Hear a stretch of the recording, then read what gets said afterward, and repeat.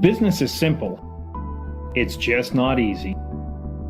We focus on three things to help you run and grow your business more easily: talent, sales, and how to scale. This is the Talent, Sales, and Scale Show. Hey everyone, Bryan Whittington here with this episode of the Talent, Sales, and Scale Show. We have Phil Johnson on with us. He is founder of Master of Business Leadership, an executive coaching company. He's a multi-time author, and today we're going to be talking about emotional intelligence. He's saying that it's 400 times more important, more of an indicator of success than what IQ is. And so the question is, what is it? We've been hearing it bantered about forever. Everyone talks about it. You see on job advertisements. If you're in sales, if you're in leaderships, you need it. So that's what we're going to be diving into today. What is it? Why should we even care? And then how do we make application of it if we want to? So with that said, welcome, Phil. Hey, Bryan, thank you. It's a pleasure to be on your show. I appreciate you reaching out and we can get this set up here. So the first question that I always ask, Phil, is, okay, so you've been doing this for a couple of days. Yeah, you're on podcast all over the place. Yeah, you have 30-some thousand followers. And yeah, you wrote a couple of books. But why in the world should we listen to you about emotional intelligence? Because I care. And I've been on this path for 54 years, and I'm 68 now. I've been an executive coach all over the world for the last 21 years, and I'm trying to do everything I can to raise the level of awareness of the value and importance, the necessity of the development of our emotional intelligence. Now, you said you've been doing this for 54 years. Emotional intelligence, or EQ, is it's not a recent term by any stretch of the imagination, but when did you start to first see that thing coming out? Well, yeah, I was born with dyslexia, and that caused me, because my brain doesn't work the way most people's brains work, it caused me to do a lot of what I now refer to as emotional labor. Yeah. It's kind of like a blind person that develops great hearing as a compensation. And it was really my mother's death in December of 1967 that motivated me to get on the path that I'm on now. So I've really been doing, my dyslexia forced me out of my comfort zone, and it forced me to move through the fear and the anxiety that creates. And that process taught me things about myself and other people. And that helped to develop my emotional intelligence, become a more inspirational leader, and raise my level of consciousness about what's going on in me and around me. So that's whenever you started to develop it. However, the terminology wasn't around back then. So when did you start to see that coming out? Was that back in the 80s, 90s? The term emotional labor actually was coined sometime in the early 1980s. Okay. And the term emotional intelligence was coined in the early 1990s. So you're right, it's a really new concept, and hardly anybody really understands what emotional intelligence is. Well, yeah. So, and that's the thing. I mean, there's a lot of people like, isn't that just interpersonal skills? Isn't that just the soft skills that leaders and salespeople and just humans in general should have? I mean, what's the difference between emotional intelligence and, say, the soft interpersonal skills? The development of emotional intelligence produces results that are quantifiable and measurable in everybody. And it produces phenomenal results. the quote, EQ is 400% more valuable than IQ. That actually came from a Berkeley study, and I would suggest that they're drastically underestimating the value of emotional intelligence, and I can give you several examples of that. Now, but let's go to what would, because I've never heard of the term emotional labor. So how would you define emotional intelligence? Let's start there as the benchmark. Yep. How should we understand what exactly is emotional intelligence? Yep.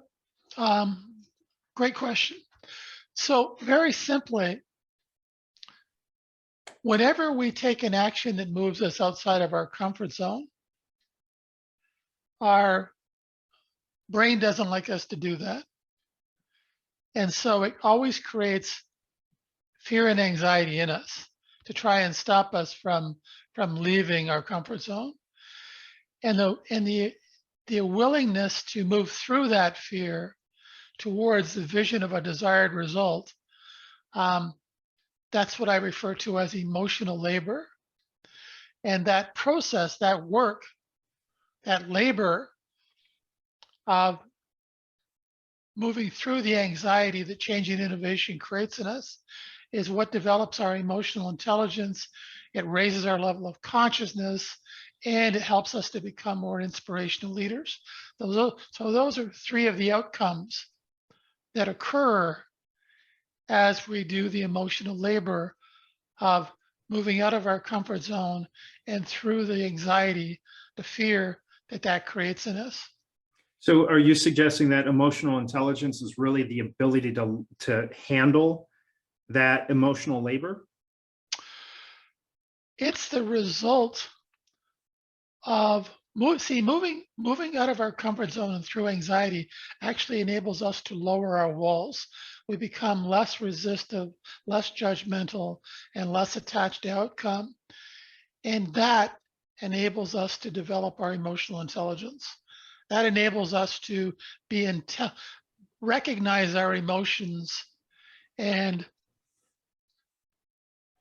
deal with them. So not to be a pain in the neck, you still haven't defined emotional intelligence. Emotional intelligence is an experiential process as opposed to intellectual intelligence. You can't develop emotional intelligence by having a conversation or reading a book or watching a video. It's what you do, not what you think. Actually, what you do will change what you think. Okay. So So you becoming less. There's many different aspects of emotional intelligence. As you learn to lower your walls, as you do the emotional labor of moving through your fear, you become more connected, you become more confident. There's a lot of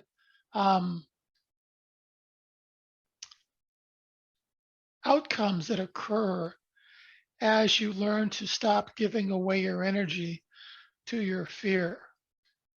well, and again, I might come back to this and unpack that, because what I like to try to do is sum up what that definition is, but I'm still not getting a crisp, clear understanding or definition of emotional intelligence. But what I'm gathering here is from an emotional labor, right? So that's getting out of the comfort zone, which is a real challenge. And in innovation, if we want to innovate, we can't stay in our comfort zone. And it's, what am I going to do today that's going to scare me to death or get me out of that comfort zone so I can grow? Because my contention is this: there is zero growth if you're not getting out of your comfort zone. There's zero growth in comfort, unfortunately, and we're all addicted to it. Now, so we move through that, using that emotional labor. So that's that emotional labor. Another way of saying that is it's sucking the energy out of you as you're working through that comfort zone. No.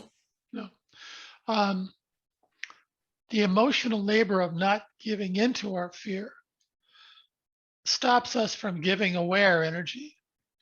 When we give into our ego-based fear, that's what causes us to give away our energy. And it does it, we do it in a myriad of ways, how we communicate, listen, take responsibility, make decisions, all sorts of ways. And what happens is when we're E equals MC squared, energy can't be created or destroyed, it just changes form. So that when we're giving away our energy unconsciously, it creates an energy deficit in us. So at the same time, we're giving away our energy, we're also trying to recoup that energy by trying to steal it from other people to replace the energy we're giving away. And that dynamic is going on inside of everybody, everywhere, all the time, and is the root cause of all drama, chaos, and conflict everywhere in the world. And we see that in organizations. The toxicity in organizations is an example of exactly what I'm saying. According to Gallup, the current level of employee engagement worldwide is only about 13%. So people don't feel safe to take risk. So they stay within their comfort zones. And it's a huge problem. In the United States alone, it's costing the US economy over low levels of employee engagement is costing the US economy over $1 trillion a year. And there's almost a one-to-one correlation between the level of employee engagement and the level of customer engagement. So that if your employees don't feel engaged, if they're not engaged, then neither are your customers. Now, that was a lot there, and that was pretty good. So let's unpack that a little bit more. So you're talking about energy. Mhm. You can take that a million different ways. Energy physics. So energy physics, unpack that a little bit. So you're not talking about the energy of motivation. Hey, I have a lot of energy today. Not that type of energy. So unpack that a little bit. Whenever you're saying energy for the person moving through that emotional labor, what do you mean by that energy, please? We're energy. We're energy living in a physical body. And that physical body is wearing out. That physical body will die, but we will never die. Every cell in our body, in your body, for instance, or my body, is vibrating at a unique frequency. And that frequency is who you are. That's your kind of social insurance number or your zip code in the universe.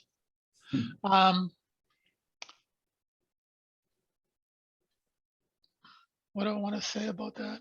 Let me give you an example of an organization, the value and importance of emotional intelligence. I'll give you an example of a company that's doing over $1 trillion a year in sales that you will know as soon as I tell you who they are. And their whole focus, their whole hiring focus is on the search for people with above average levels of emotional intelligence.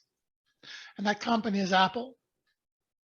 That's why when you go into an Apple store, that energy you feel is an example of a more emotionally intelligent environment. When you go into an Apple, they're not trying to sell you anything. They want to understand your pain and, if possible, help you to resolve your pain. Whether you buy anything or not is secondary to them wanting to serve you. They want you to have a great experience. And then maybe you'll go tell your friends and they'll tell their friends. And that energy, if you think about it, and I'm sure all of your listeners have been in an Apple store, compare that energy with the energy of the stores around them. So more and more companies are hiring, developing, and promoting emotional intelligence. Apple, Google, Southwest Airlines, JetBlue, Infosys, Whole Foods, FedEx, Costco, and others. And the reason for that is that we're facing a tsunami of change. Some scientists estimate in this century, we will experience the equivalent of 20,000 years worth of change. So change is increasing at an exponential rate. And we've got a 500 million year old brain that doesn't like change. Here's what I mean. There's a part of our old lizard brain called the amygdala that's been trying to keep us alive for the last 500 million years by making sure we never leave our cave. And if we do, it secretes a hormone into our bloodstream called cortisol, causes our prefrontal cortex, the executive center, to shut off, and we go into what people, psychologists refer to as an amygdala hijack. We go into fight, flight, or freeze mode. Some people lash out, some people run away, some people freeze like a deer in the headlights, and we often say and do things we later regret. When that happens in conflict situations, people die. And when it happens in business or personal situations, relationships die. We burn trust. So as an analogy, if you think of your amygdala as a very frightened 4-year-old child, the development of our emotional intelligence acts like a big brother or a big sister to quiet the amygdala response down and better enable us to feel the anxiety that change and innovation always creates in us and move through it towards the vision of our desired results, as opposed to allowing that anxiety to keep us trapped in our comfort zone. So that's one of the 3 major sources of resistance we have to change. So the development of our we have this tsunami of change coming at us. And the development of our emotional intelligence isn't a solution to the challenges we face. It is the only solution to the challenges we face. And our educational system and our employment system has failed us dramatically because it's focused on our ability to do intellectual labor and has done little or nothing to develop our emotional intelligence. Well, so you go on these topics, and there's so much to unpack there. Okay, so let's hit a couple of different things. So you were talking about energy, and energy is equivalent to EQ, and you brought up Apple. One might argue, hey, that's culture. What's the difference between what you're saying the Apple culture is versus Apple hiring for EQ? Culture is simply the people that work in that environment. Culture is created by the individuals in that environment. Culture is a reflection of the energy of the individuals in that environment. So is EQ then a characteristic? Because it doesn't seem like it's a character trait. It seems like it's something that you can learn to do better. Yeah, EQ is a form of intelligence, emotional, as opposed to intellectual intelligence. It's emotional intelligence.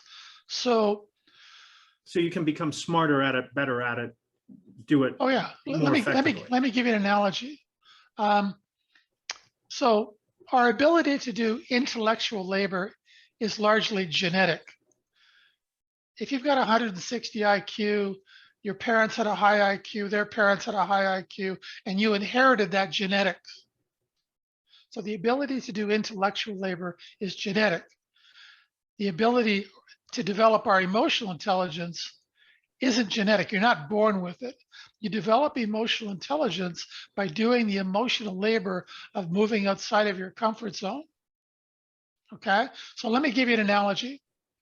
Think of intellectual intelligence as getting $10,000 a day for 31 days. At the end of 31 days, you've got $310,000. Think of emotional intelligence emotional intelligence as getting a penny that doubles every day for 31 days. Yeah. Day 1, you've got a penny. Day 2, you've got 2 pennies. Day 31, you've got $10.7 million. The point is that it doesn't take any more effort to go from day 30 to day 31 than it did to go from day 1 to day 2. But it's a journey. It's a process. And day 40 is over 5 billion. Day 50 is over 5 trillion. So the development, emotional intelligence and intellectual intelligence are intended to work together. And the development of our emotional intelligence has a massive multiplier effect on the results we get based primarily on our ability to do intellectual labor. It's a massive multiplier. Now, you mentioned that the IQ is genetic, and so much of what we get is genetic. So I agree with that. Now, I was writing down in my notes here a couple of thoughts that came to mind. EQ versus IQ is how different is that versus growth mindset compared to a fixed mindset, right? Because fixed mindset, a lot of times, highly intellectual people, and to your point about schooling and education, you get a boy, add a girl for getting the right answer, and you get into this fixed mindset. There's a definite right or wrong, whereas EQ is being a little bit more flexible, being a little bit more open, it seems, and being able to deal with uncertainty, especially whenever we're talking about this exponential growth that we're going to be facing here in so many different industries. How much is EQ and IQ tied to growth mindset versus fixed mindset? Sure, it's a good analogy. Uh, IQ is fixed, EQ is growth. Now, the other side of that is, as I was thinking from that perspective, a lot of times the more intellectual people are, so think of accountants, engineers, right? They Yeah. oftentimes have the most challenging time that Let me tell you, 160 let me tell IQ. you why. Let me tell you why. Have you ever heard the phrase, people are hired for their IQ and experience, and they're fired for a lack of emotional intelligence? The reason is that when we get scared, we run to our strength and away from our weakness. So having a high IQ is both a strength and a weakness. It's a strength for obvious reasons. It's a weakness because it makes it easy for us to not face the challenges of doing the emotional labor that the development of our emotional intelligence requires.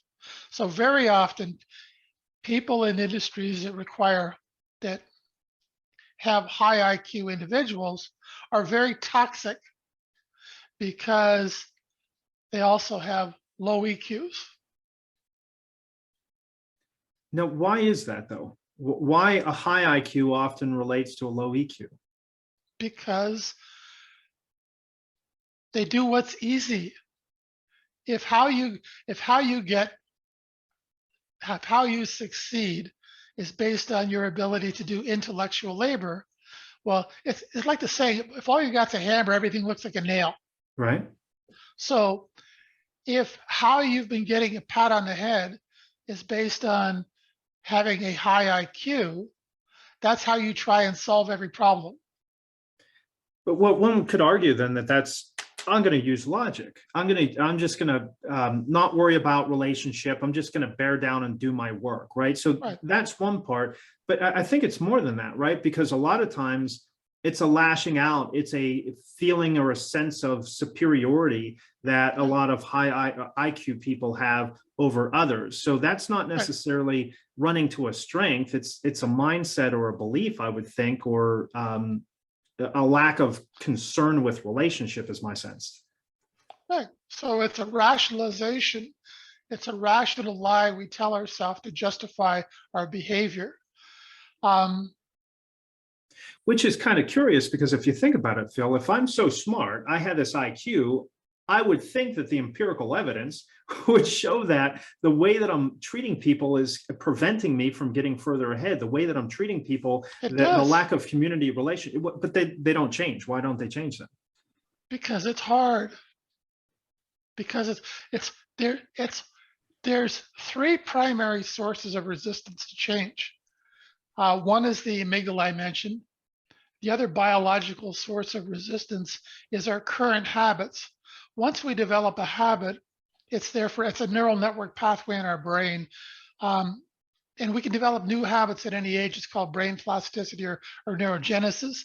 But even though we can develop new habits at any age, and those new habits can be better than our old habits are always going to be stronger than the new habits. And there's going to be a battle internally between our old habits and our new habits for control, for dominance.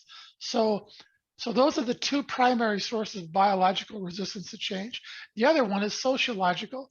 The people around us don't want us to change. because if we begin to change and get better results, maybe they're going to have to change, and that scares the hell out of them. And the best way to ensure they don't have to change is to make sure we fail. So they can say, look, I told you so, get your head down and shut up and come back into the herd like the rest of us. So there's significant resistance to change. I mean, look around. I mean, there's all sorts of evidence in the world of how terrible we are at embracing change. There's only two things that will cause us to leave our comfort zone. There's only two sources of motivation that will cause us to leave our comfort zone and do the emotional labor that change requires. The first is pain. The other one is passion. And hardly anybody's connected with their passion. So for most people that are willing to do the very challenging work of leaving their comfort zone, it's usually driven by pain, an urgent desire for better results than they're currently getting. Nobody would ever go to a dentist unless they were either in pain or trying to avoid pain. So that pain is the motivator. Just curious, whenever you were saying motivation, pain, I was expecting this next one to be pleasure, but you said passion. Why passion over pleasure? Pleasure is biological. It's a chemical reaction. Passion is vision. It's a vision of a desired result that motivates you to leave your comfort zone, because the emotional connection you have with your desired result that you want to achieve is stronger than the fear standing in the way of moving in that direction. So without that emotional connection to a desired result that's more important to you than your fear, you won't change. And unfortunately, most people don't have that emotional connection that motivates them to leave their comfort zone on a regular basis. So they're unwilling to do the emotional labor that change requires. So what they do instead, and what we see all the time as a substitute, is they try and use some type of position-based power to control and manipulate others to get them to change. And that creates the toxic environments that we see everywhere. It creates that drama, chaos, and conflict that we see everywhere. So let me unpack this a little bit more. So sure. Going back to your analogy of Apple, right? So they're hiring for energy. They're hiring for emotional intelligence. Correct, which is for the right type of energy, because you said that puts off the energy. So is it too illogical to say, okay, I want high IQ. They put off the right energy if they're high IQ, or excuse me, EQ. So I want high EQ. They're putting off the right energy if they're high EQ. And those who put off the right energy are passionate. So really, are we looking for passionate people that align with our vision or our mission of the organization, or whatever we're working on? Sure. We're looking for passionate people that have a vision, a personal vision that aligns with the organizational vision. So it's not just the organizational vision, it's the individual's personal vision that aligns with the organization's vision. See, we make decisions based on emotion, and then we rationalize based on logic, features, and benefits. Right. If somebody doesn't trust you, you could have the best product or the best pricing, they'll find a way not to deal with you. If they do trust you, you may not have the best pricing or the best product, but they'll find a way to deal with you. See, we have these specialized brain cells because we've evolved from herds, groups. We've had to develop the ability to sense who's trying to help us and who's trying to eat us. So we have these specialized brain cells in our prefrontal cortex that scientists call mirror neurons. I call them bullshit meters. That's why you can walk into a room or have a conversation with somebody and get a sense of whether they're trying to help you or hurt you. Those are the mirror neurons. Got it. Now, pushing back, way back in the day, did a podcast with a gentleman, Chris Millett Miletinovich, and he would kill me for butchering his last name, but really sharp guy, right? Super good guy. I think it's episode 6 or something like that. I'll check it out, put it in the notes. Anyway, he said it's not about passion, right? I could care less about passion. So that's one side. The other side is, okay, what's it about? What's it about if it's not about passion? He suggests, and I'd have to go back and listen to it, but he suggests that it's about, I can't exactly remember because it's not motivation, because motivation is just Here's another word for passion. Okay. Love. And another word for anxiety is fear. Right. So fear or love. Okay, so to hit that though, so let's pretend that Chris comes over and says, yes, it is about passion. But the other side of it is I've met plenty of passionate people that are just absolutely lazy. They won't do the heavy lifting, the hard work, whether to get things done, and whether that is the day-to-day activity, they allow their fears, anxieties. So let's put it into a sales context. I won't have the number of conversations I need because I don't want to put in the work based upon the fear. They won't. So you have, okay, so what you're describing is somebody that has a level of passion, correct? Correct. But that level of passion isn't as great as their fear. Okay. That's fair. So it's a lack of, I'm more fearful than fearful. You ever heard the saying? You ever heard the saying? If somebody can talk you out of doing something, let them, because it really wasn't that important to you anyhow. Right. The real measure of how connected somebody is with their passion is if it motivates them to leave their comfort zone. If it doesn't, they can be passionate, but just their fear is greater than their passion, so they're not passionate enough. Well, and that's one of the challenges with hiring salespeople, marketing people, leadership, because they display passion. But oftentimes it's a display, it's an act. And so how can we uncover that it's a true passion that is motivational enough to Great get question. through? Great question. The answer is actions and results. It's not what you say, it's what you do. If your behavior doesn't motivate people to follow you, you're not a leader. Doesn't matter what your title is. If you need a title to get people to follow you, you're not a leader. As you develop your emotional intelligence, remember I talked about those mirror neurons? Mm-hmm. As you develop your emotional intelligence, it will be reflected in your behavior and your results. And people will see that, and it will motivate them to follow your example. And that's the real litmus test. That's the real proof of inspirational leadership, emotional intelligence, and higher consciousness.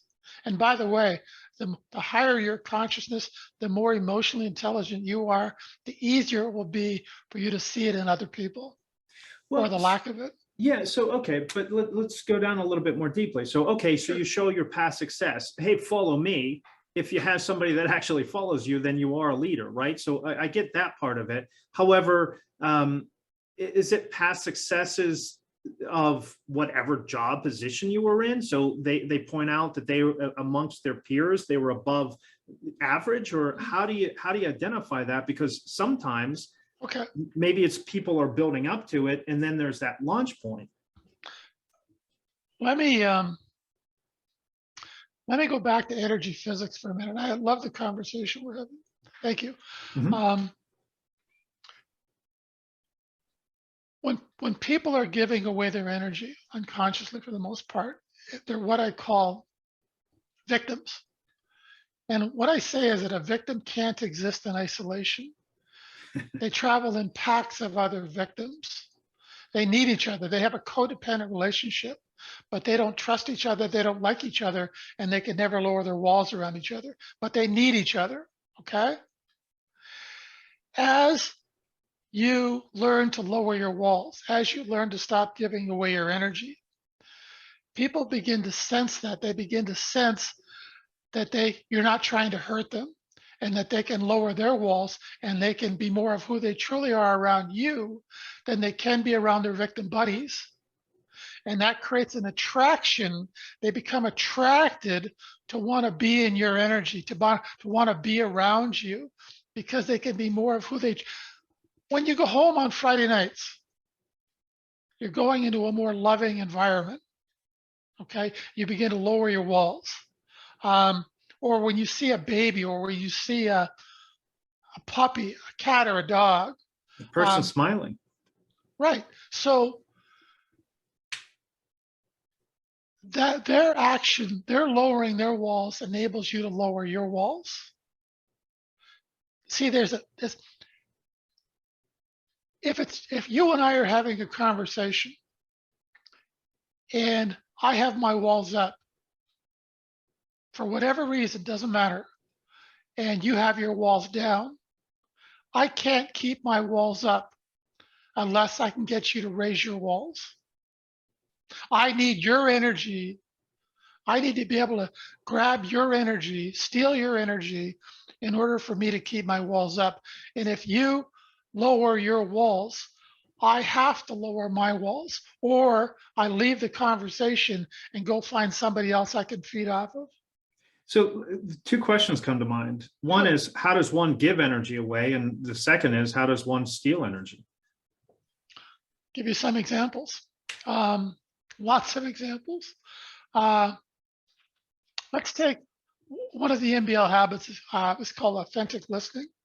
And the key to authentic listening is to not take anything personally. How somebody feels about you, whether they like you or whether they don't, has nothing to do with you. It has to do with what's going on inside of them. But if how somebody feels about you determines how you feel about you, who's controlling your life? You or them? Yeah, they are. So we're giving away our energy to somebody else to determine how we should feel about ourselves. So if you like me, I like me. If you don't like me, I don't like me. And we do that all the time. And that's just one way that we're unconsciously giving away our energy to other people to run our lives. And when we do that, it creates an energy deficit in us. So that at the same time we're giving away our energy, we're having to replace that energy by trying to steal energy from other people. And that dynamic is going on within everybody, everywhere in the world, unconsciously. Now, See, when you, hang on, let me finish. When you stop giving away your energy over here, the need to steal other people's energy over here goes away. And it's in that process that we develop our emotional intelligence. We become more conscious, and we become more inspirational leaders. See, we're only conscious about 3 to 5% of the time. The rest of the time, we're on autopilot, relying on our habits to determine our behaviors and our results. So if we want better results than we're currently getting, we have to develop better habits, and that requires us to leave our comfort zone to create those new neural network pathways in our brain. Then how does one steal energy then? If I've given it away, now I have this energy vacuum. How do I steal it to get in that equilibrium? Let me give you an example in communications, another MBA habit. It's called authentic communications. Let's say you're somebody with very high energy, and you're focused on actions and results, and you have no problem telling the truth. But sometimes you use the truth to beat people to death with. Sometimes you use the truth to justify control and manipulation. And the more frightened you become, the more micromanaging you become, the more controlling you become. So that person is trying to use the truth to steal other people's energy. And what they need to be doing, it's always great to tell the truth. Don't always tell the truth, but truth alone is not enough. You have to tell the truth with empathy or compassion for the person you're speaking with. Truth on its own is a form of stealing other people's energy. You must tell the truth with empathy for the other person. You must be able to see the world through the other person's eyes, so that you don't kill them in the process. You don't run over them. Can you give another example? Because I think, so basically one form of stealing somebody's energy is, would you say pointing out their flaws? Although it might be true, it's pointing out their flaws, but not for their best interest. So it's not radical Right, candor. It's just, right, it's being so what comes to mind in this is there, we call it high need for approval. I rather be liked than respected, right, right? right. There's a book back in the 70s called Okay, Not Okay. It seems like it's a part of that. It seems like a part of transactional analysis. It seems like a part of Cartman's Triangle Right, all comes into this. Is that right. that Sure, correct. The people that the the people that have the communications habit of needing to be liked are willing to say yes a lot and pretend to comply in order to fit in. and be resentful and lose So themselves so as a they part of it? so they lie. Yeah. They And tell lying to little they themselves. well, and to the other person, Yeah. they tell little white lies, little things that that enables them to fit in. So that's the opposite. So the compassion is strength, empathy is strength, but you have to combine it with telling the truth. So that's the opposite challenge to the person that tells the truth without compassion. The compassionate person has to also tell the truth. If you're Okay. missing one of those two, you're really trying to steal the other person's energy. So truth without compassion is one way of stealing somebody's energy. What's another way that we might steal a person's Compassion energy? without truth. Okay. Think about it, Brian. It's the opposite. You need both. One or the other is not enough. You need both. So here's another example. The analyzer, the person that's very reactive and takes in a lot of information. They think that a perfect answer 3 months from now is better than some information today. The way they try and control their environment is they take in a lot of information, but they make people wait for their responses. So the more frightened they become, the more their walls go up, the more they focus on perfection, the more they procrastinate, called procrastination, paralysis analysis, avoidance.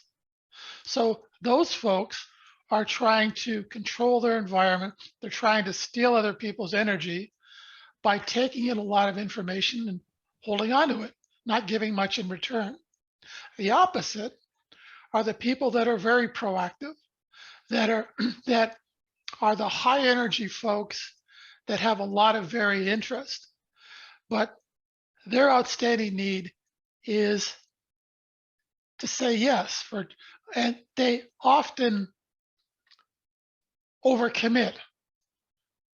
They often make new commitments without taking into account the commitments they've already made. Sure, I can do that. Yeah, no problem. Give it to me. I'll do it. They just want to say yes. They want to put a smile on the other person's face. So they make new commitments without thinking about the commitments they've already made. And that's the way that they try to steal other people's energy. They're less concerned about what actually happens down the road.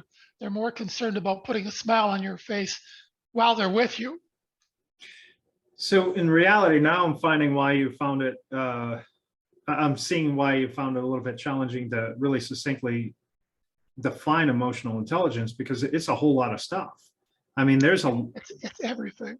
yeah, I didn't realize how deep of a subject this truly was. So how do we make up? By the way, the examples I'm giving you is just the start. And yeah, I'm realizing that. So how do we? So the biggest thing that I want to do for my listeners is always make application. So how do we take what we've learned and make application of this? So now what? So what? I mean, okay, I know I have supposed to have emotional intelligence. You know, what do I do? I don't have it. Now what? So the first thing you do is you go for a walk by yourself or With or something. without alcohol? Definitely without. Okay. Um, and you try and think back at what you're passionate about. What is it that you would do for free? What is it? When do you feel most connected with yourself and other people? That's a clue about what you're passionate about. And the more you can develop an emotional connection with the vision of that desired result, achieving that desired result, the more motivated you will be to move in that direction and embrace the change that will require in you. Okay, so you're on that walk. Mhm. You see what you would like to be. You're passionate about what you'd like to be. Mhm. And then your self-doubt, that 80% of negative talk that comes through Yep. says you'll never be that. That's not who you are. Yep. And that's the start of emotional intelligence, of fighting that to get out of your comfort zone and do the emotional labor to get there. Yep. Yep. And what actually happens, Bryan, is the more of this we do, the more emotionally intelligent we become, the more distance we create from our ego. One would call that gestalt, right? I don't know what that means. We're creating a distance. See, our ego never wants us to be. Our ego wants us to feel less than or greater than, but it never wants us to feel equal to. It's a part of our evolution that's outgrown its usefulness. So by developing our emotional intelligence, we're not going to change our ego, but developing our emotional intelligence can create a distance. We become the observer of our ego, and our ego is afraid all the time. And we can acknowledge that, and we can acknowledge the fear, but say, you know what? I'm going to do it anyhow, because the vision of my desired results is greater than the fear.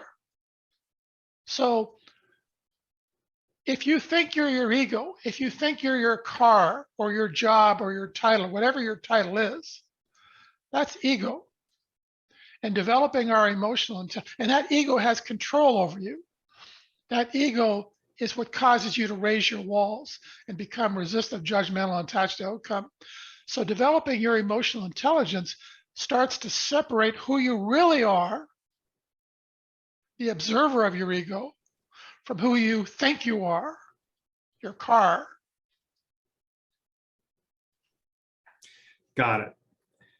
So running out of time here.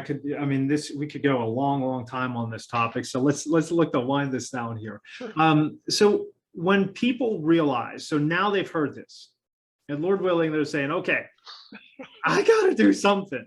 Right? Yeah. What would you say the biggest challenge or mistakes people make whenever they realize, okay, I need EQ and I don't have any? What's the biggest challenge or mistake that you see people make whenever they start down this path to grow or improve their emotional intelligence? They buy a book or they watch a video or they have a conversation, because none of that will develop emotional intelligence. None of it. So what should they do instead? Go for a walk. They should try and connect with some motivation that gets them to take different action than they're currently taking. And quite frankly, they should hire a coach like me or somebody else that can help them, can be a Sherpa in helping them on their journey to developing their emotional intelligence. So in reality, then, what you're suggesting is go find your passion. That's where your energy is. And now, one of your books, I forget the exact title, but it was Serving Warrior Leader. The Servant Warrior Leader. So one of the things I would think they would want to do is give away, right? Give themselves away, but in a way that increases energy. So you talk about passion as love. love is also intentional. Love is serving others for the betterment of all, right? Because if everybody is serving everybody, then we have this utopian world. We'll never get there. But if everyone's serving everyone with their strengths and their abilities, then everybody wins. So is that really what we're looking for on that walk, is to really find out where you're passionate, where doing what you do gives you motivation and energy, call it flow. Is that really what we're looking for on that walk, and then go find out how to do that as often as possible? Sure. That's also what gets uncovered as you're going through the emotional intelligence journey. As you learn to lower your walls, as you learn to become less resistive, less judgmental, less enlightened, less attached to outcome, which is another word for enlightened, you develop a stronger and stronger connection with that vision, with what living and working on purpose means for you. Yeah, and shoot, I got to ask this question. How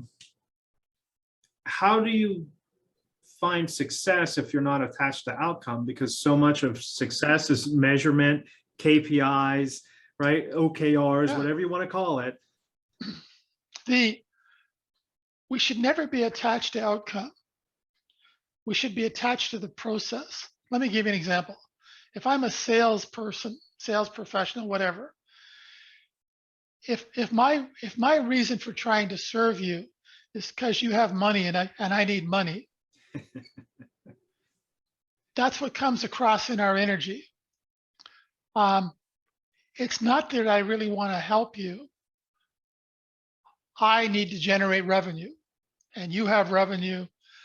So what hoops do I need to jump through to get you to give me your money? Yeah. Conversely,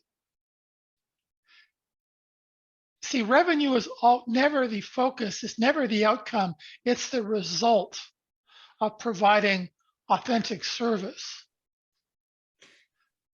Agreed. The challenge is, right? So Chris Walker, I think it's Rev Labs or something like that, but marketing people talk about, you don't want to do demand generation, cold calling anymore, because, nobody wants that. It's all inbound lead conversion.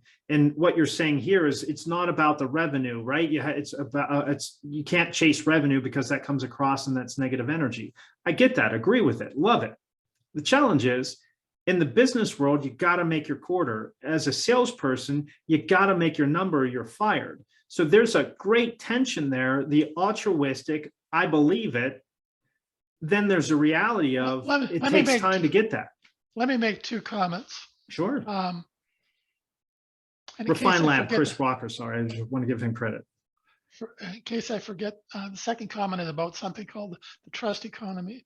Okay. But if the model we live in views power as external as opposed to internal, something we got to go get, doesn't it stand to reason that the people that are successful, that are most successful within the terms of that model, are most incorrect? So say that again. I'm not following. Forgive me.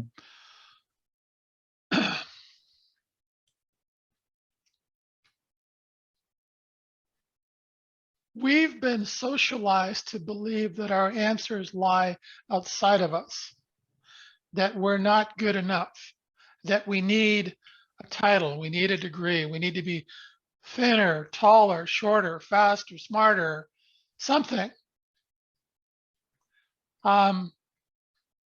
We need to pursue win-lose. I have to win in order for me to win. Somebody has to lose. Limited resources. The reality is that power is internal, and that where we need to be looking is not for our answers, is not externally, it's internally, because we already have everything we need. So we've been looking in the wrong direction. But if we're living in a model where position-based power is used to control and manipulate, doesn't it stand to reason, and isn't this why the level of employee engagement is so low, that the model is incorrect, and that the people that are most successful by the terms of that model are most incorrect? That's thing number one. Secondly, the trust economy. Because of our network of trusted advisors, of people that trust us, is the most valuable asset we have, both as an individual and as an organization. Because of the accelerated rate of global change, we can't keep up. And we're relying more and more on people we trust. And there's something called the trust economy, and it's currently estimated that's growing much faster than the traditional economy. The trust economy is currently estimated at over $10 trillion a year. People relying on their network of trusted advisors to make decisions. So the ability to lower our walls, the ability to become less resistive, judgmental, and attached to outcome creates massive results, creates trust, demonstrates trustability. And that's huge, huge. So now you said your first comment, those that are most successful in this are the most wrong. What's that mean? Unpack that. look out the window. Look at the world we live in. Look at the way people try to use position-based power to control and manipulate others. That's viewing power as, that's an example, viewing power as external, win-lose. I have to win, I have to beat my competitor, they have to lose. It's baked into everything. The reality is, as you develop your emotional intelligence, get ready for this. You're literally able to outcarry your competition. You're able to develop deeper, trusted advisor relationships with the people you seek to serve than your competitors can. So that the biggest pieces of business, the most essential pieces of business that determine the success or failure of an organization almost always go to the trusted advisor. You can get business. You can get, if you're not a trusted advisor, you can still get business based on price and technology and whatever else. But the business you get will be a fraction of the business you could be getting if you were developing your emotional intelligence. You get the stuff that falls off the table. Got it. Okay. Well, hey, we're completely out of time here. So I guess let me ask you these couple rapid fire. So any books, podcasts, guides that you would recommend? And I'm guessing the answer is, other than mine, no, just go take a walk. Just yours. The only book, if you want to read a book, anything by Eckhart Tolle. I love Eckhart Tolle. His book, actually, The New Earth, I would recommend, but it's still, what he says in that book is absolutely correct. But he doesn't tell you how to get to what he says in that book. That's kind of what I do. But